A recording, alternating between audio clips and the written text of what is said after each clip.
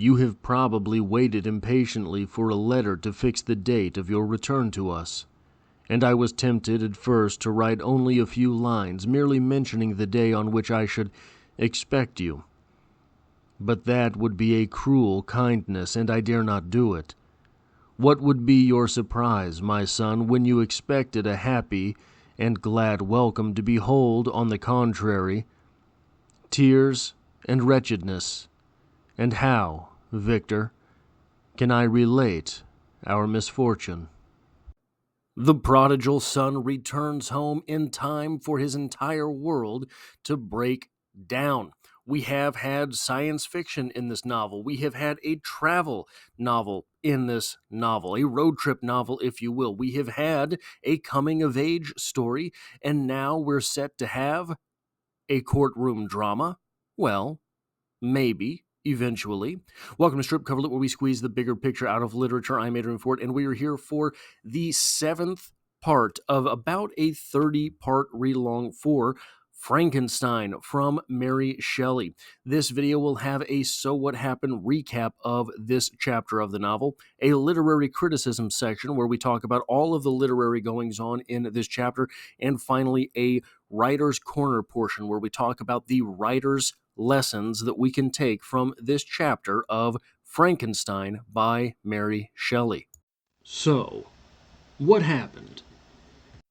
Victor returns to find a letter from his father. William has been murdered.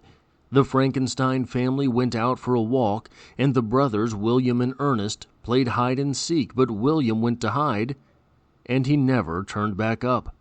Alphonse finds the boy strangled in a field, and Elizabeth blames herself because she let the boy wear jewelry with a picture of Victor's mother, which is now missing from his corpse. Victor is resolved to go at once. When he gets back, there is a storm, and he curses himself. There is a flash of lightning, and he sees, in the beginnings of the wilderness, the monster. He immediately figures who is responsible for William's death.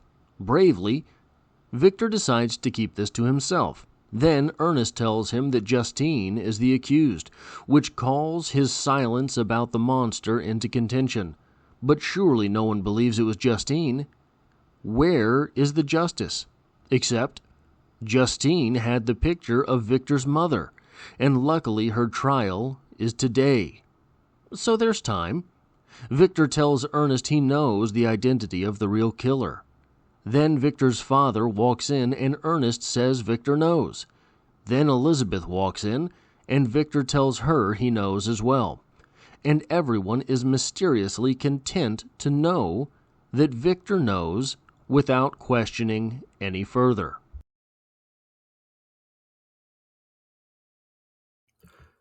The death of William gives us two interesting things to talk about here. The first is this: what is it that William represents in this novel? William will be a symbol for innocence. He is just a child. He was out with his family, and he was in a field of play when he died. William represents innocence. Therefore, William dying represents the death of innocence. It could be argued that the death of innocence happened in Victor's own life with the death of his mother, but I think that is going to prove something later in this very discussion on this very chapter for Victor.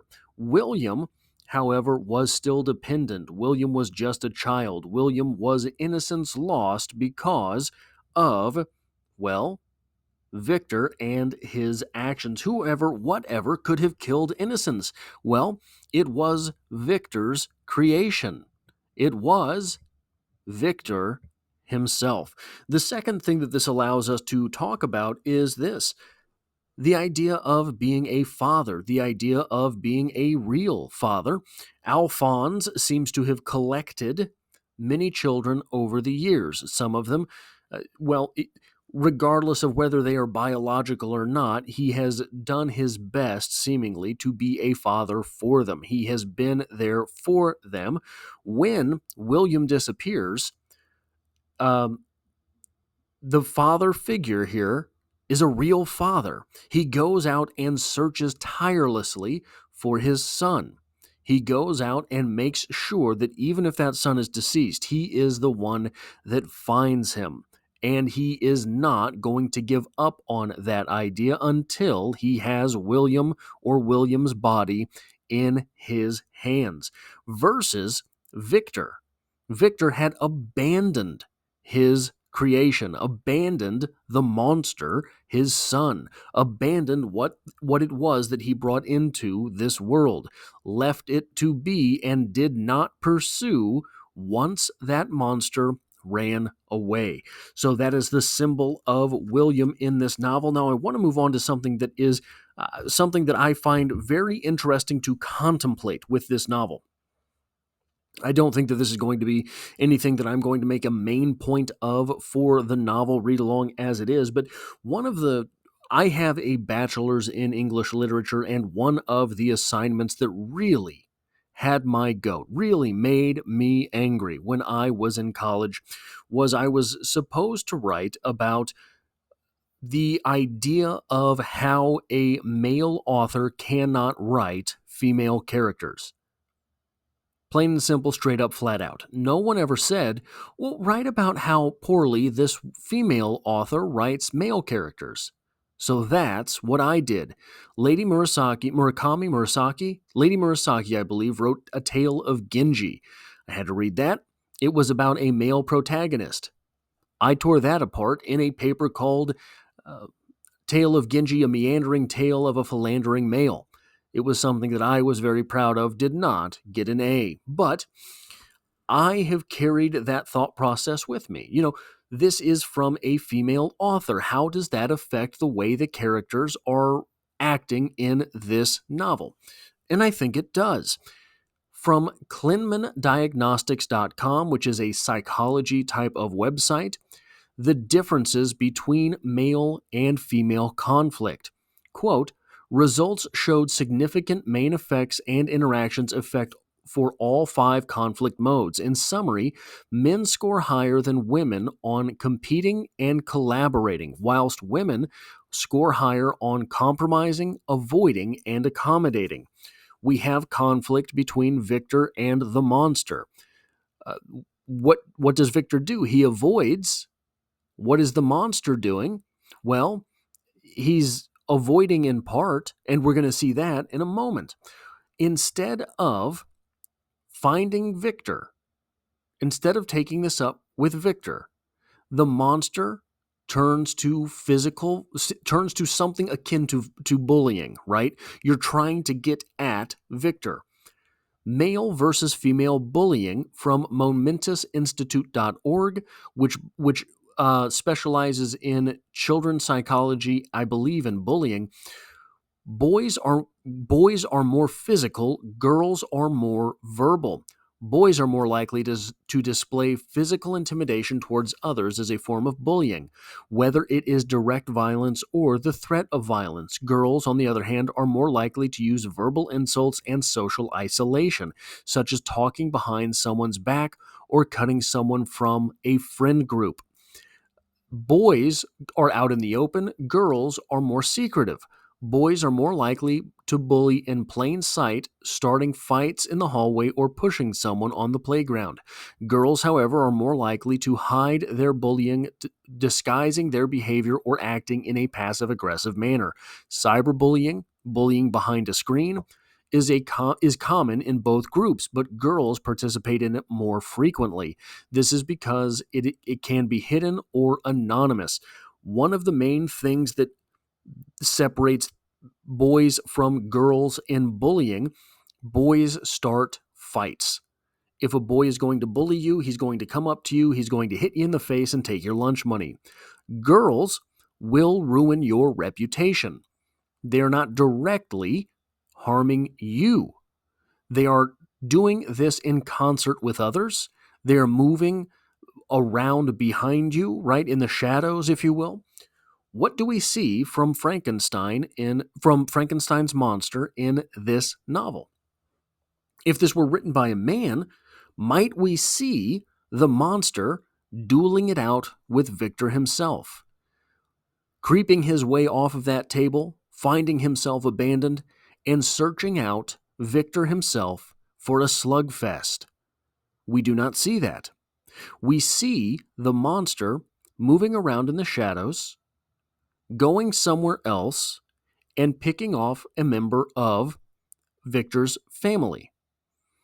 What is the family? The family is the quote-unquote friend group that we see right here, cutting someone from a friend group. What the monster is doing is making Victor his family's problem, ruining his reputation in that way. That is what is normally a female way of handling something or someone that they don't like. Very interesting, but very interesting to maybe think about, but I don't think it is necessarily a primary mode of discussion for this novel. It's been a while since I've read it, though. We'll see what happens going forward. Now, a very interesting paragraph happens on page 76 of my copy here. The page numbers will probably change depending on what copy you have. Day dawned, and I directed my steps towards town. The gates were open, and I hastened to my father's house. My first thought was to discover what I knew of the murder and cause instant pursuit to be made.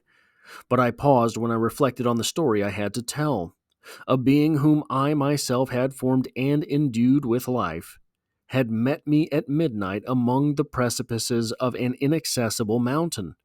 I remembered also the nervous fever with which I had seized just at that time that I dated my creation, and which would give an air of delirium to a tale otherwise so utterly improbable. I well knew that if any other had communicated such a relation to me, I should have looked upon it as the ravings of insanity. Besides, the strange nature of the animal would elude all pursuits, even if I were so far credited as to persuade my relatives to commence it. And then of what use would be pursuit? Pardon me. Who could arrest a creature capable of scaling the overhanging sides of Mont Saleve? These reflections determined me, and I resolved to remain silent.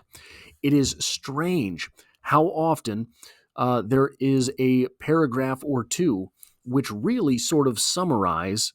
A lot of times this happens in a short story. You'll be able to find one paragraph somewhere in that short story which really summarizes the entire story itself. Here we have a paragraph in this novel which really sort of summarizes everything that has happened to this point. That's on page 76. You wouldn't necessarily have to have the first 75 pages of this novel. If you read that, you could guess a lot of what had happened already in the book. It is strange how often things like that happen. Now, I want to read you the most gothic paragraph that ever gothicked. And we'll return to this a little bit in the writer's portion of this video, so kind of keep this in mind.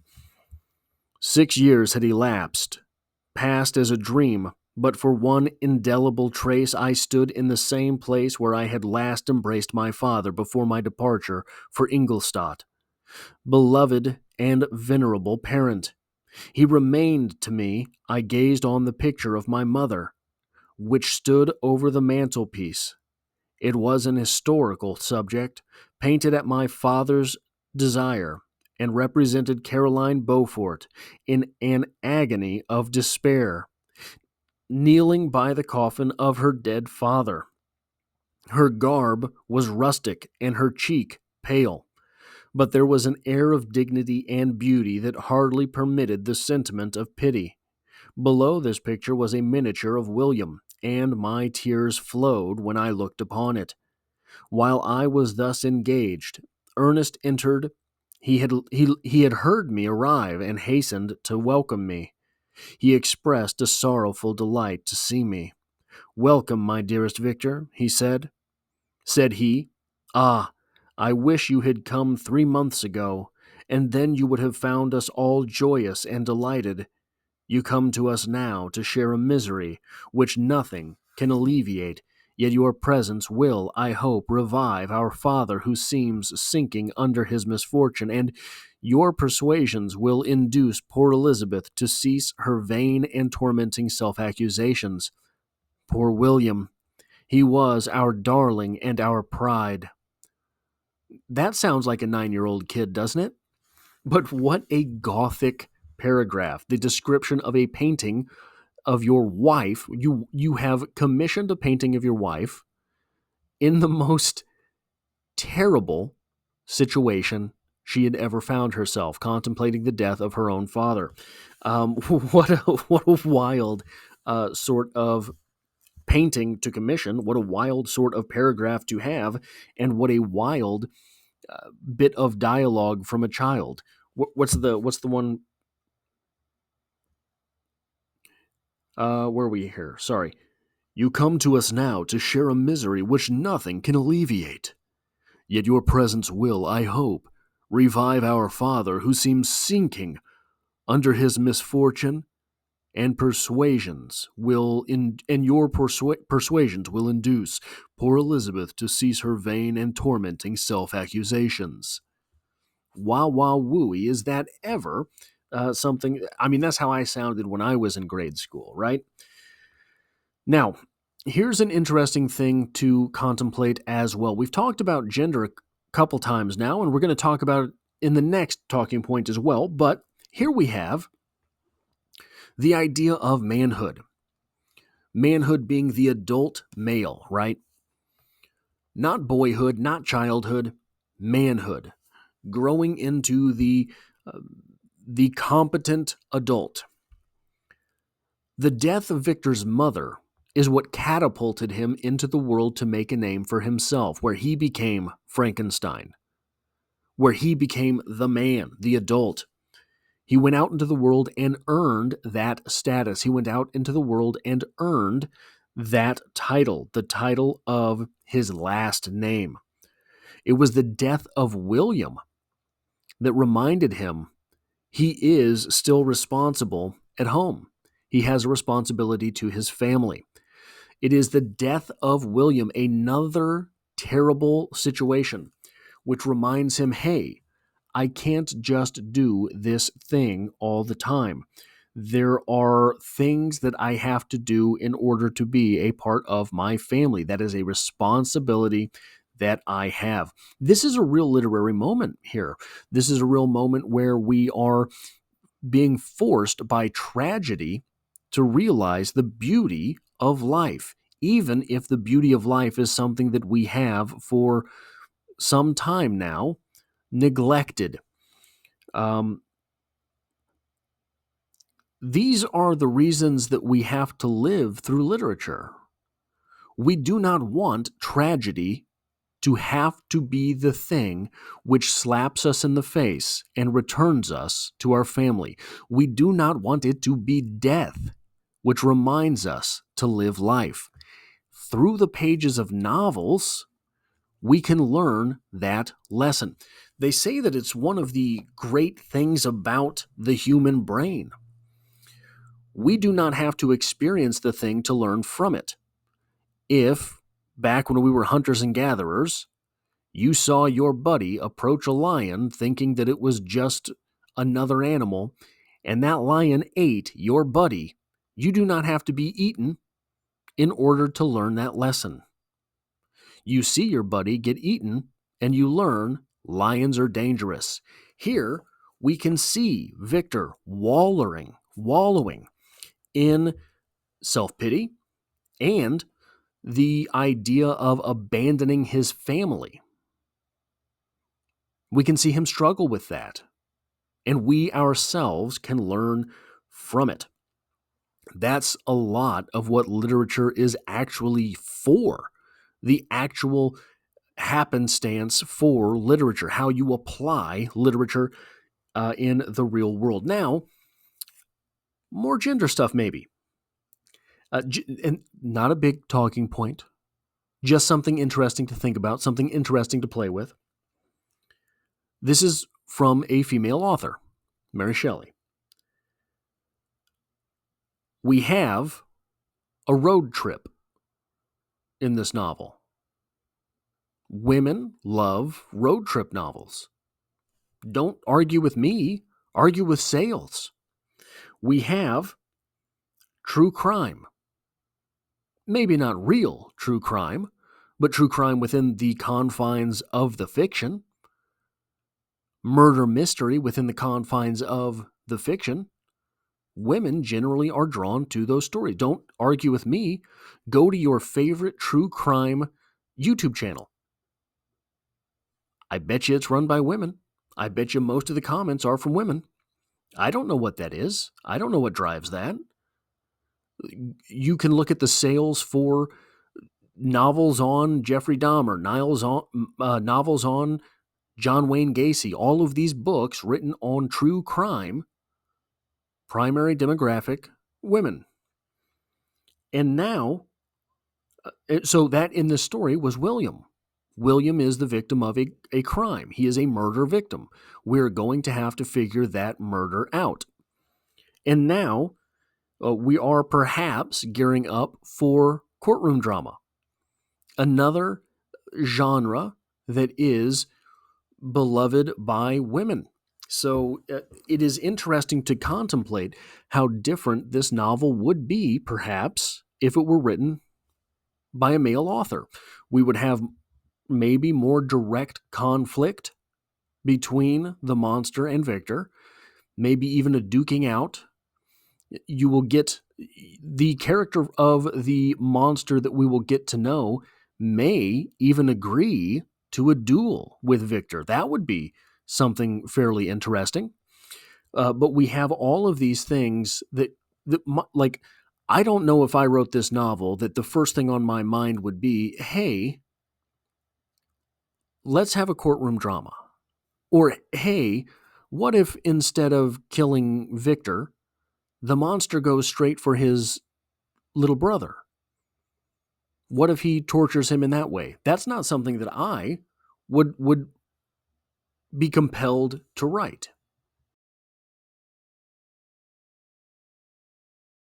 In my opinion, the biggest lesson to take from this chapter as a writer is the lesson on atmosphere. We have here a definition of atmosphere from study.com, which reads as such: what does atmosphere mean in literature? The atmosphere in literature is the way an author uses setting, objects, or internal thoughts of characters to create emotion, mood, or experiences for the reader. I think really the two things you're looking at here are setting and objects, because the internal thoughts of the character, I don't think necessarily play as much into atmosphere as they do into characterization. And characterization is something that the reader can kind of fight against, right? Do you want to identify with this character or not? But setting and objects definitely reinforce atmosphere, in my opinion, the most. Carrying forward, although closely related to mood, the atmosphere is a more broad perspective that accounts for the whole versus a part. For example, the mood may change between scenes in a story, but the atmosphere may continue to be tense throughout much of the work. Again, I think that is a little bit ticky-tacky as far as short-term versus long-term atmosphere in a piece. But there are two things worth really talking about in this chapter as far as atmosphere is concerned. Number one, when Victor is returning home, what happens? He's kind of stuck in a storm. Now, what would a Frankenstein iteration be without stormy weather, right? And we have here the seminal story of Frankenstein, which does include storms. The second thing is the picture, the object, the painting of his mother that he finds. What is going on with that painting? She is mourning loss in that painting. A very strange painting to have, but it's something Gothic, it's something Victorian, it is something that is going to imbue on the reader the same emotion that it imbues upon Victor.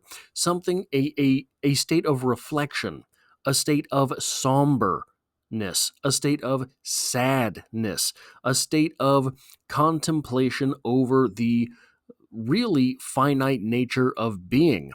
We have here the creation of a new being who has been refinited. So the storm and the painting of the mother are both objects which are going to cause a little bit of dread. Obviously, storms are something that people seem to enjoy, but they enjoy them when they have shelter, right? If you are exposed to the elements, that storm is nothing short of terrifying. Victor Frankenstein, during the moments where the storm breaks out, he is in transit. He is vulnerable. He is exposed. He is in nature. This is a type of exposure which is corporeal. His being is exposed. His body is in danger. When he gets home and he sees that portrait of his mother, all of a sudden, it is his mental state that is vulnerable. It is his mind that is susceptible to sadness and death and decay, these types of things. So we have in this one chapter examples of physical danger and psychological danger. It is no real mystery that these things should pop back up during the time when Frankenstein is being reintroduced to the monster. Obviously, Victor is in transit because of the death of his brother. So the very beginnings of this chapter are moments of sadness, grief, loss. You then go from that to being in physical danger and the reintroduction of the monster, which puts Victor Frankenstein himself, in physical danger. And then getting home, seeing that portrait of his mother. What we have there is an individual who has prized himself on intellectuality, on his intellectualism, on his intelligence, someone who lives very much in the mind itself. And now, after being exposed emotionally over the death of his brother, being exposed physically in the storm, and by being found by the monster, is now in danger intellectually, seeing the individual who meant so much to him, his mother, in this contemplative state, this person who meant so much to him, his mother, now dead herself, contemplating death in a portrait.